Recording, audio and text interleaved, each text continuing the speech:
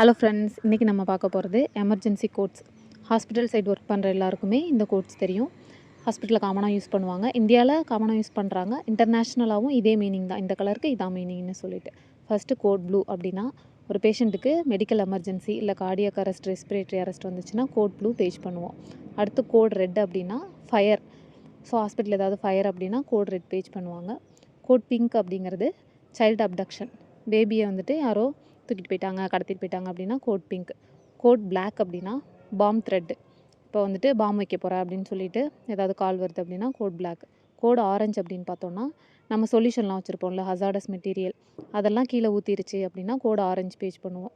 Code yellow அப்படின்னா adult patient இருப்பாங்களா, அவங்க காணாமல் போயிடுவாங்க, ஒன்று வீட்டுக்கு போயிடுவாங்க சொல்லாமல், அதை மாதிரி இருக்கிறது கோட் எல்லோ.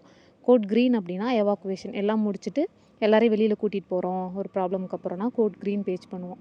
கோட் சில்வர் அப்படின்னா யாராவது ஷூட் பண்ணுறதுக்கு வெப்பனோட இருக்காங்க அப்படின்னா கோட் சில்வர் பேஜ் பண்ணுவாங்க.